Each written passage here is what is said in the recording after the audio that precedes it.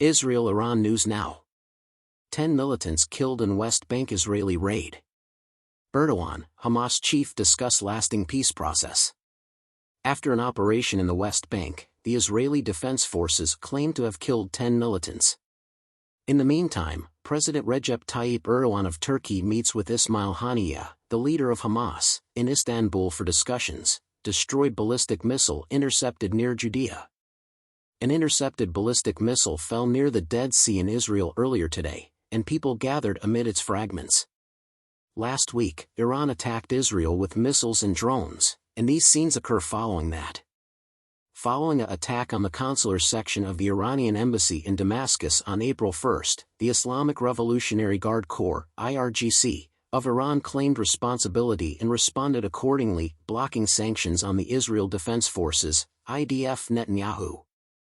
The imposition of penalties on the Israel Defense Forces is forbidden, according to Israeli Prime Minister Benjamin Netanyahu. Working against the imposition of sanctions on Israeli people was Mr. Netanyahu's stated attitude in an ex-release. It is the height of foolishness and a moral low to want to impose a sanction on an IDF unit at a time when our soldiers are combating the monsters of terror, he stated. I am determined to take decisive action against these initiatives as head of the government. These remarks follow reports that U.S. sources had informed Axios, an American news website, that sanctions were imminent against the Israeli Defense Forces. Raid in the West Bank kills 13, according to the Palestinian Health Ministry. According to an update from the Palestinian Health Ministry this evening, 13 Palestinians have been murdered by Israeli forces since the raid on Tulkarm City and Nur Shams refugee camp in the West Bank began. In the hours since the operation began, the Israeli Defense Forces, IDF, have reportedly killed 10 militants in and around the camp, see post at 3 p.m. The Israeli Army and Border Police reportedly detained 8 Palestinians in the vicinity, according to a statement. Victims' families grieve following tragic airstrike. Today, we have been covering the story of an Israeli airstrike that murdered 9 individuals, including 6 children, in a home in the southernmost city of Gaza.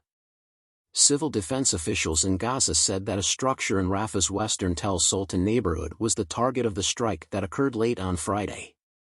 According to medical records, the Abu Yusuf al-Najjar in Rafah was the location of the transfer of the 6 children, 2 mothers, and 1 man's remains.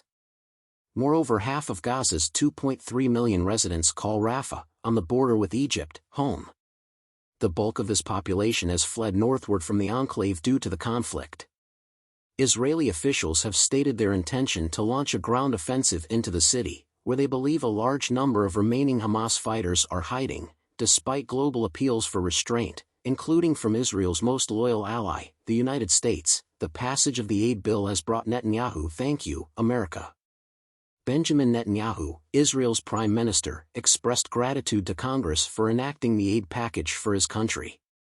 "Greetings, friends and America," he exclaimed. During a rare Saturday session, the U.S. House of Representatives quickly approved $95 billion in foreign aid for Israel, Ukraine, and other U.S. allies.